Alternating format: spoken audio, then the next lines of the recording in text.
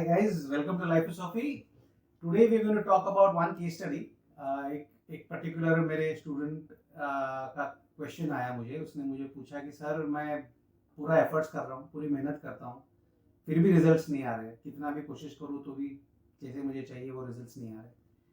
तो मैं प्रे कर रहा हूँ, मैं एफर्ट्स कर रहा हूँ, मैं कोशिश कर रहा हूँ, मैं ट्राई कर रहा हूँ, सब हाथ पैर मार रहा हूँ, पर this simply seems to be no result. कुछ भी नहीं हो रहा है.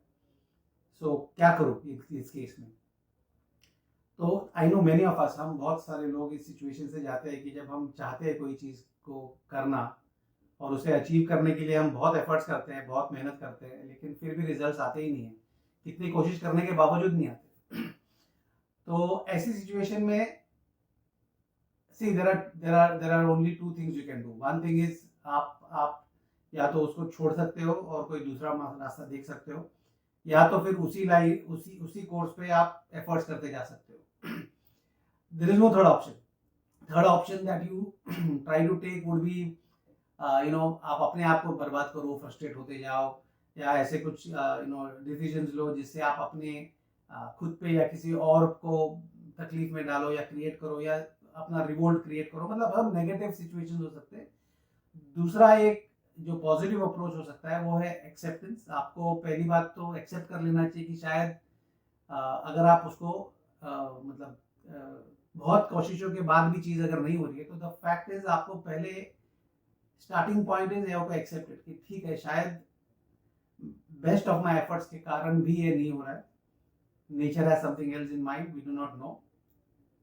तो या तो मैं इसे कंटिन्यू करके एफर्ट्स करते रहूं, या कोई दूसरे डायरेक्शन में जाऊं. दूसरे डायरेक्शन में जाने के लिए भी क्वेश्चन है कि वहां पर भी वो होगा नहीं होगा, कैसे पता क्या होगा.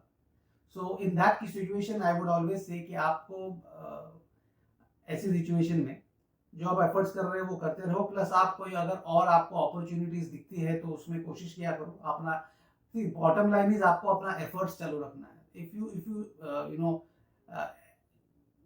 Give up doing your efforts, अगर आप अपना एफर्ट्स करना बंद कर दोगे और फ्रस्ट्रेशन और नेगेटिव मोड में जाओगे, तो वो उससे आप अचीव करने से ज़्यादा आपको नुकसान ही होगा, और उससे आपको आपका जो ड्रीम है वो अचीव भी नहीं कर पाएंगे. बिकॉज ऐसे हो सकता है कि कोई चीज़ों में जैसे होता है कि पत्थर टूटने के लिए 1000 घाव लगते हैं, लेकिन एक घाव से टूट जाता है. तो वो एक घाव जो आना है वो शायद आएगा नहीं आएगा वो हमको पता नहीं. वो किस्मत के ऊपर है, और वो नेचर के ऊपर है जिसने हमको जन्म दिया है, सिचुएशन में डाला है. तो one thing is, as I said, अपना एफर्ट्स चालू कंटिन्यू करो. कोशिश करो कि आप अपने एफर्ट्स करते करते और भी अपॉर्चुनिटीज की तरफ देखें, उसमें भी कोशिश करें. अगर कोई और लाइन आपको दिखने लग जाती है तो डोंट बी सो एडमेंट कि नहीं ये करना है और कुछ करना ही नहीं है. तो कोई अपॉर्चुनिटीज आती भी होंगी, दूसरा अच्छा रास्ता नेचर आपको दिखाता होगा, तो वो आप नहीं देख रहे हो. ऐसा नहीं होना चाहिए. इसलिए आप अपना एफर्ट्स चालू जारी रखते हुए keep an open mind to look at the opportunities.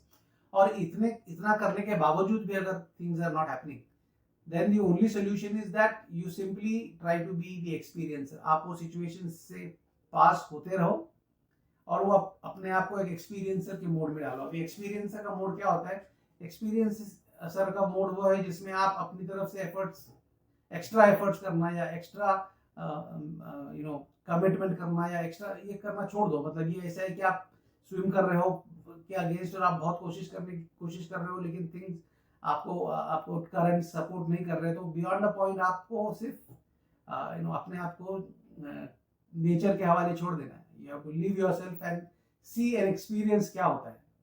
It में हैपन कि नेचर आपको फ्लो करके सेव करके किसी और डायरेक्शन में ले जाएगा, या कुछ और ऑप्शंस दिखाएगा, या how it will take you towards your destiny.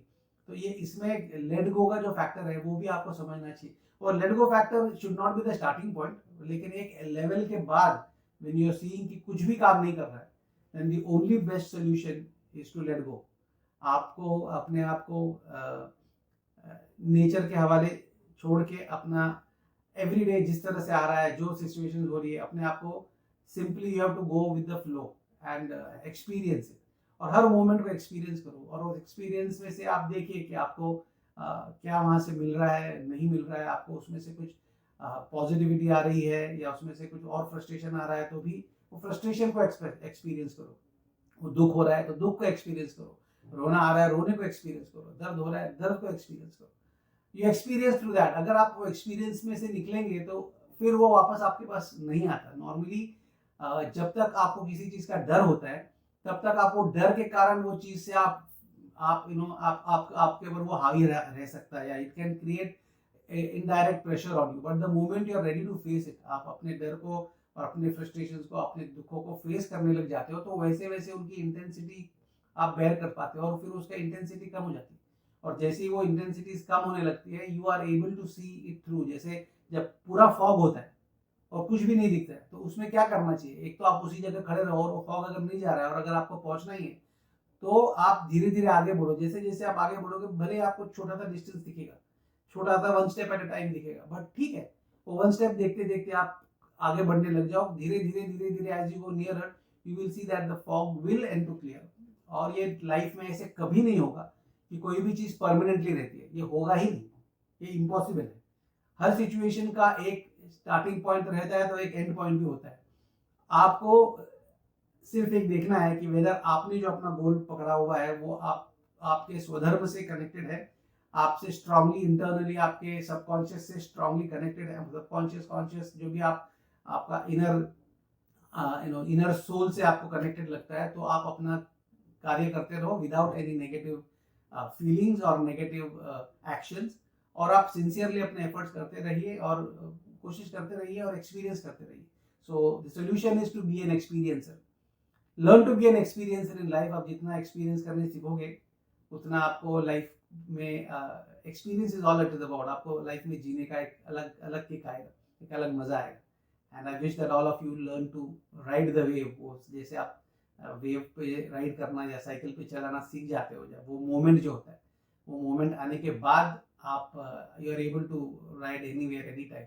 तो इस तरह का ये एक लाइफ आपको सिखा रही है, आपको ट्रेन कर रही है।